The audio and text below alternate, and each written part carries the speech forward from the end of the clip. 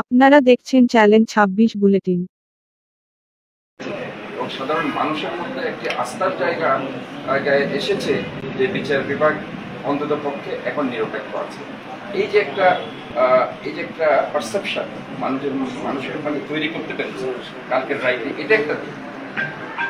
আর আমার যে মেয়র নির্বাচনের, সেটা আপনারা সবাই জানেন, ৩.৫ বছর আগে এটা মামলা করেছি আমি নির্বাচনী ট্রাইব্যুনালে। এই মামলাটি ইনফ্যাক্ট ছিল, সেটা যেহেতু আপনারা সবাই জানেন ৭৮০টি সেন্টারে সেখানে ইভিএমে ভোট হয়েছিল, যদিও ভোটের নামে সেটা তামাশা হয়েছিল, আমরা দেখেছি।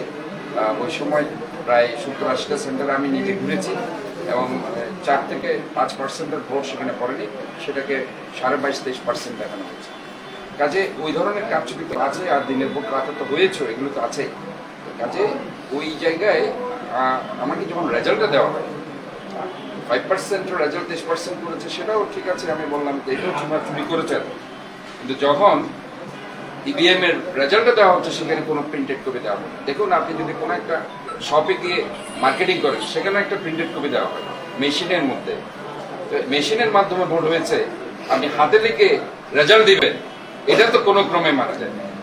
আমি তখনই সেটা প্রসেস করেছিলাম। আমি বললাম আপনাদের রেজাল্ট আমি মানি না, এবং আপনারা আমাকে ১ মাসের মধ্যে, আমি নির্বাচন কর্মকর্তা এখানে যিনি আহসানুজ্জামান সাহেব ছিলেন, ওনাকে বলে এসেছিলাম যে ১ মাসের মধ্যে আপনারা আমাকে এই প্রিন্টেড কপি দেবেন, তাহলে আমি রেজাল্টটা মানব। আমি ১ মাস অপেক্ষা করেছি। ১ মাস অপেক্ষা করার পর যখন তারা ফেল করেছে দিতে, দেন আমি নির্বাচনী ট্রাইব্যুনালে ২০২১ সালের মার্চের ২৪ তারিখ এই মামলাটি হয়েছে।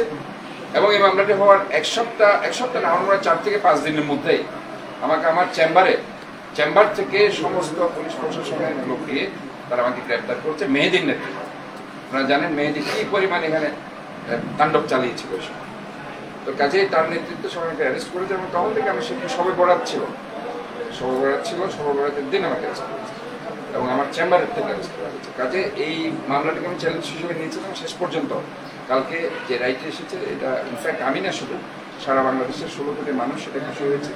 এবং বাংলাদেশ জাতীয়তাবাদী দল তথা বিরোধী দলের যারা নিপীড়ন, নির্যাতন, মামলা শিকার হয়েছে, নিপীড়নের নিষ্পেষণের শিকার হয়েছে, তারা অত্যন্ত খুশি হয়েছে, তারা আবেগ আপ্লুত হয়েছে, তারা এই রায় নিয়ে অত্যন্ত সন্তুষ্ট। তারা মনে করেছে এই রায়ের মাধ্যমে অন্তর্বর্তীকালীন সরকার তাদের এই যে ফার্স্ট স্টেপ নিচ্ছে আইনের শাসন প্রতিষ্ঠা, এই আইনের শাসন প্রতিষ্ঠার পথটা সুগম হয়েছে।